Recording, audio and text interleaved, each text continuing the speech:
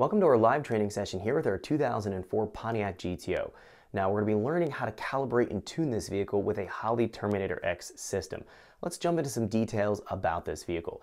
It's going to have a bone stock LS1 engine that's been originally fitted from GM to the vehicle. Now the engine is stock with the exception of an upgraded camshaft. We're going to find the cam is provided from Texas Speed. It's going to have a roughly 227 duration intake. It's going to have about a 630 lift on that intake.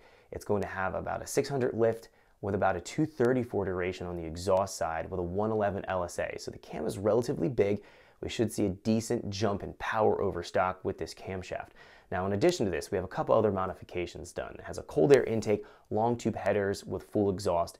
We have stock injectors, stock fuel pump, and we're going to be mapping this on 93 octane. So this is a very basic example, but it's going to be a very good example. We have a lot of things to cover with our idle control and the general calibration process to make sure this engine is going to be running as perfect as possible with our Terminator X system.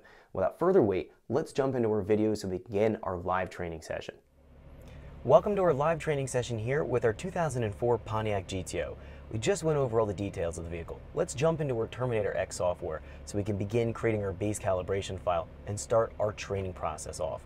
First thing we need to do is pick a suitable base calibration file that's going to work with the engine and configuration and the details that we have here. So again, this has the cam, stock injectors, full bolt-ons, so long tube headers, exhaust. The engine is going to be a LS1 engine, so it's going to be a 24 tooth application, so it means it has 24 teeth on the crank trigger. If we look at something like an LS3 or an LS7, those are a GM Gen 4 engine. Those have 58 teeth on the crank trigger, on the crank wheel. So it's going to be designating in the base maps from Holley either a 24 tooth or a 58 tooth in our base map selection. That's really the biggest thing we need to kind of keep in mind when we're selecting a base file, other than if it's forced induction or naturally aspirated. In this case, this is naturally aspirated, but it's also a 24 tooth crank trigger pickup wheel. So that's what we want to stick with. Let's go here and choose a file. Go up here into File. We're going to go to Open Global File, and we're going to go here to our base cals. That's going to be all the base calibration files from Holley that they supply here. We're going to jump into base cals. It's going to be warning us that they're base maps, that they're not tuned, that you need to tune them and get them running properly. They're just good starting points. We'll click OK here. We acknowledge that. Let's go here to our GM folder. And in GM, we're looking for LS base. This is an LS motor. And then we're going to look down here. We see a whole bunch of choices. There's going to be turbo and supercharged. We find here that there's going to be one that if it doesn't say turbo or supercharged in the file's name, that it means it's naturally aspirated. Here's one that says 58X. We're looking for a 24X. That's going to be the number of teeth on the crank pickup, which is super important. If we try to run a 58 tooth base map, it will not start and run a 24 tooth engine. So 58X isn't going to work. Supercharged, that's not going to work.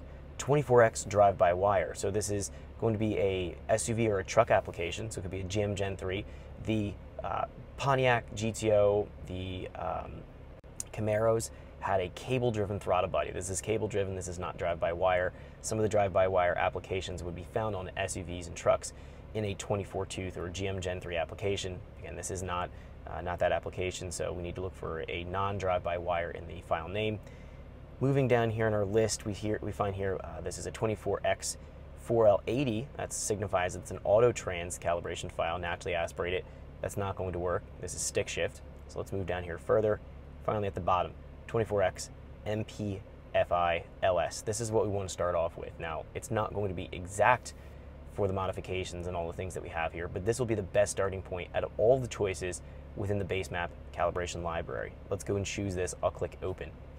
Now once the file is open here, we need to go in and start to dissect this and make sure all the details are programmed right. Let's start off with the basics and taking a look at our sensor data information. So we're going to go here to our sensors. This is going to be the map sensor, coolant temp sensor, air temp sensor, oil pressure, and fuel pressure. So these are all the, again, basic core sensors we have to have coming in order to do our calibration process. Under the map sensor, we're going to see the sensor type is set to internal 1 bar. This is using the internal 1 bar map sensor, so it's not using an external sensor. We can leave it on this option here of internal 1 bar. Coolant temp sensor, or sensor type is GM LSX CTS, or coolant temp sensor. That's going to be correct. That's exactly what we're using here. This is going to be all GM sensors. Manifold air temperature, we also find that that's going to be our GM LSX manifold air temp choice. So we're going to run that as our option. Again, we're running that sensor in our drop down. We do have other choices that aren't applicable to this plug and play application. Under oil pressure, we find some choices. We see Holley 100, 200 PSI. Then we find a GM LSX oil pressure. Now, I don't know for sure, but I'm assuming this has this GM LSX oil pressure sensor plugged into the harness. So let's just select it and assume that's running that. Under fuel pressure here, we see there's 100 PSI, 200 PSI custom. I don't believe this has a fuel pressure sensor plugged in. Now, on the newer GM Gen 4s, they do have factory fuel pressure sensors. In this case, this is a Gen 3. It wouldn't have it stock, which is why I don't think it even has one. And I'm pretty sure he did not go and add one aftermarket to the car. So I'm going to assume it's not going to be on any of the choices. I'll just leave it on the default here of a Holley 100 PSI stainless steel sensor because I don't believe that's actually plugged into anything. But the oil pressure should be plugged into the factory oil pressure sensor. So we set our basic sensor type. Let's close this window out.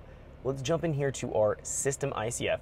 This is where we go and program all of our system preferences and parameters that are specific to the vehicle that we're working with. Let's move from the top all the way down to the bottom and go through all the windows here. Again, we want to be as thorough as possible when we're starting off with these base files. They will start and run an engine if they were exact configuration of the base file. However, this is not going to be the exact file for this engine, as we're going to find here as we start to go through some of the details. So we need to go and set all this up. First thing under engine or ECU configuration, we're going to see here ECU type Terminator X or Terminator X Max.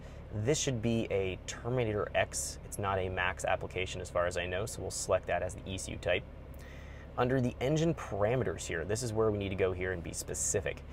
Number of cylinders, it's an 8-cylinder engine. Engine displacement. Now this is a 5.7 liter engine. It's not the LS. Thanks for checking out our teaser clip. If you want to see the rest of this video and more than 500 hours of current EFI training we have to offer, make sure you click right here. If you want to go and check out more teaser clips from this training course, click here. And you don't want to miss any of the videos we're going to be releasing on this channel, so make sure you subscribe and click here. Thanks for watching, and I'll see you guys later.